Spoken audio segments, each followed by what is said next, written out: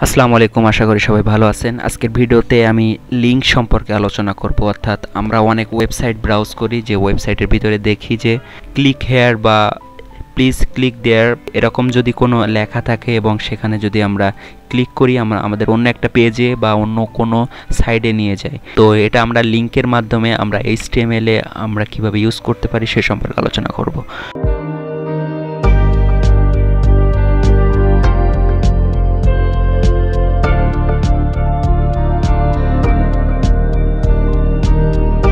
তো এখন সর্বপ্রথম কি করব, আমরা এটার জন্য এ লিঙ্ক ইউজ করতে পারি। এটা হলো স্টার্টিং ট্যাগ, তারপরে দিলাম ক্লোজিং ট্যাগ। অর্থাৎ এই এর ভিতরে আমরা যাই কিছু লিখি না কেন এটা আমাদের লিঙ্ক হিসেবে ইউজ হবে। তো এখানে যদি আমি লিখি যে প্লিজ ক্লিক হেয়ার, এটা আমি কন্ট্রোল S দিয়ে সেভ করলাম, রাইট ক্লিক করলাম, ওপেন ইন ব্রাউজার দিলাম। এখানে দেওয়ার পরে দেখেন প্লিজ ক্লিক হেয়ার, এখানে কিন্তু জাস্ট একটা লেখা আসছে, বাট এটার কোনো চেঞ্জ নাই। এখানে এই কারণে নাই চেঞ্জ যে আমরা তো এটার কোনো লিঙ্ক দিই না, এটা জাস্ট একটা লেখা আউটপুট দিয়েছি এজন্য।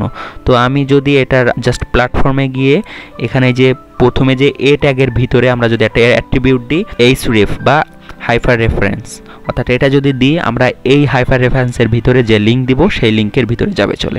আমি যদি এখানে দিই, আচ্ছা তো এখন আমরা এই যে href-এর মধ্যে আমরা কি দিব, লিঙ্কটারে জাস্ট দিয়ে দেব এখানে। তো http দেওয়ার পরে দিব ক্লোন দিব, দিয়ে জাস্ট দুইটা স্ল্যাশ দিয়ে দিব। এটা দেওয়ার পরে আমরা জাস্ট যে ওয়েবসাইটে যাব বা আমরা যে সাইটে যাব সেটা লিঙ্ক দিয়ে দেবো। আমি যদি দিই এখানে youtube.com দেওয়ার সাথে সাথে এবং আমি কন্ট্রোল S দিয়ে সেভ করে আমি জাস্ট রিলোড দিলাম। দেখেন রিলোড দেওয়ার সাথে সাথে কিন্তু এখানে এটার কিন্তু জাস্ট লুক চেঞ্জ হয়ে গেছে, আগের মতো নাই।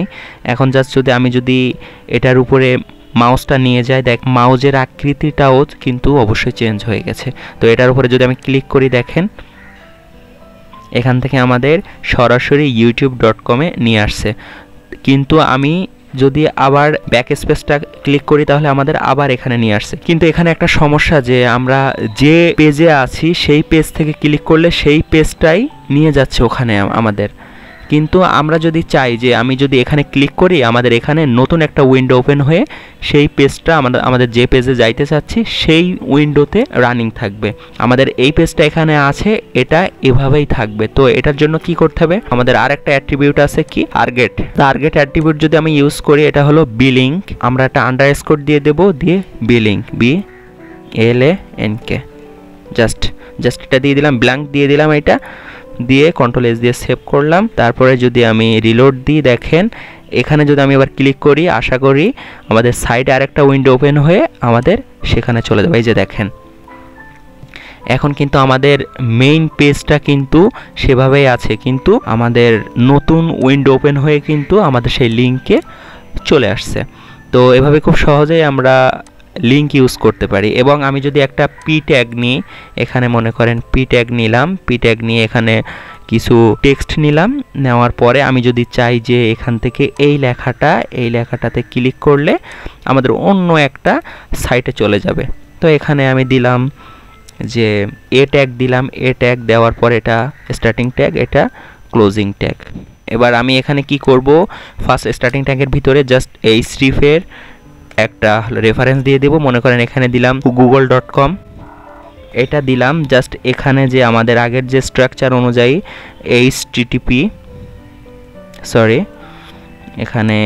এখানে দিব http:// আশা করি এবার কাজ হবে। এখন আমি যদি নতুন একটা উইন্ডোতে যাবে কাজ, এই জন্য আমি এটার জন্য কি দিব, টার্গেট অ্যাট্রিবিউট ইউজ করব _blank। ওকে, কন্ট্রোল S দিয়ে সেভ করলাম, আমাদের পেজে চলে গেলাম, রিলোড দিলাম। দেখেন আমাদের নতুন যে একটা পি ট্যাগ নিয়েছিলাম, নিয়ে এখানে যে কিছু লেখা আছে এটার ভিতরে আমরা যে লিঙ্ক অ্যাড করছিলাম, এই যে আমি যদি এটাতে ক্লিক করি তাহলে আশা করি নতুন উইন্ডো ওপেন হয়ে আমাদের যেখানে যাইতে চাচ্ছে সেই পেজে চলে আসছে। তো আশা করি আজকের ভিডিওটা আপনাদের মজা লাগছে। আজকের ভিডিওতে আমরা লিঙ্ক অ্যাড করা শিখছি এবং নতুন উইন্ডোতে আমাদের মেইন উইন্ডো থেকে নতুন সাব উইন্ডোতে গিয়ে আমাদের কাজ রানিং করার চেষ্টা করছি এভাবে। তো আশা করি আপনারা নিজেরাও একটু প্র্যাকটিস করবেন। নেক্সট ভিডিওতে নতুন কোনো বিষয় নিয়ে আলোচনা করব। আল্লাহ হাফেজ।